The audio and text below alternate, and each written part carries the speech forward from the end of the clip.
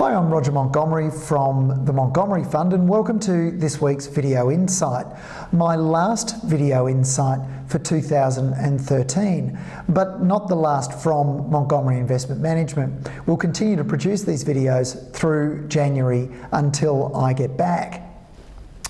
I want to bring to you three things today. Firstly, a company. Secondly, a review of our calls from this particular video last year, and also a short Christmas message. The company that I want to talk to you today is a company that we've bought shares in called Life Healthcare. It's a new float, but it's been around for a while. The company is an independent medical distributor of implantable devices for spine surgery, and the devices are used to support the spine in situations where there's been a collapse of the discs, for example, or the spine needs to be supported for some reason, such as in a situation where a patient is suffering from ankylosing spondylitis or scoliosis.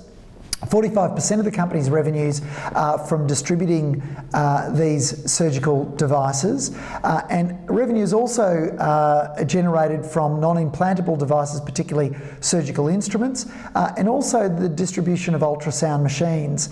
Now, interestingly, the company's financials are pretty attractive. Underlying revenue has been 7%, revenue growth rather has been 7%, EBIT growth has been around 8%. The company generates a return on equity of 20%. It generates gross margins of 56%, and net debt to equity is about 60 or 70%. You might be wondering what the competitive advantages are of a wholesale distributor, remembering that this particular company doesn't enjoy any brand awareness from its customers necessarily. It's distributing other parties' products. Well, the competitive advantage lies in the relationships between the sales team or the business development managers and surgeons. Remember this, surgeons aren't paying for these devices. The patient undergoing the operation is, and the patient usually isn't paying for them, the devices themselves either. That's coming from insurance. So the relationship between the distributor and the surgeon is paramount. This determines what brand of product the surgeon will use. As long as those key relationships remain fostered and remain solid, then this particular company should be able to continue to generate the kinds of returns that I've described. So we need to keep a close eye on those BDMs and whether they're remaining with Life Healthcare. Now, the prospects for this company appear to be good.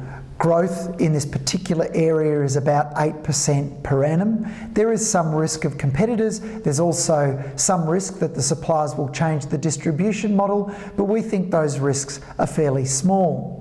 In terms of our valuation, if we believe that revenue growth is 5% rather than 7%, and we believe that margins are going to be lower than what the company has already achieved, then we estimate intrinsic value to be about $2.15. Our base case, however, is that margins remain stable, and so does revenue growth at about 7%. In that case, we have an estimated valuation of $2.41. Remembering the current share price is less than that, currently at about $1.80.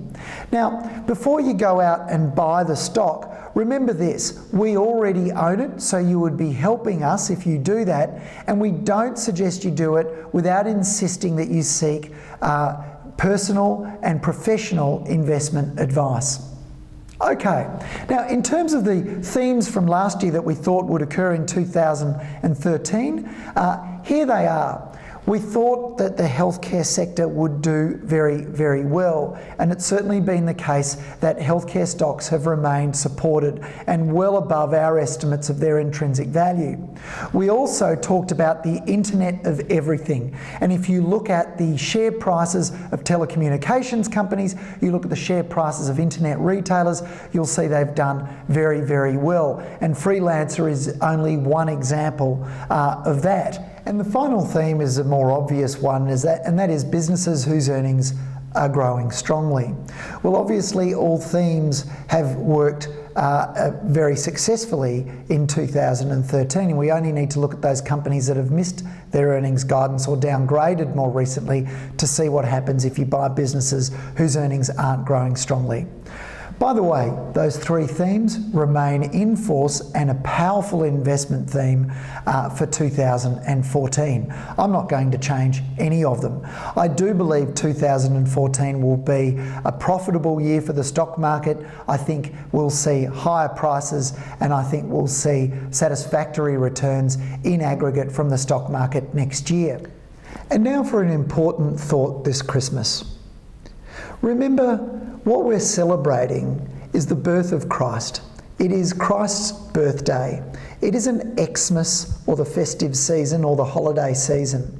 And I've been a little bit annoyed with the number of cards that I received from corporates who try to be politically correct by removing Christ from his own birthday.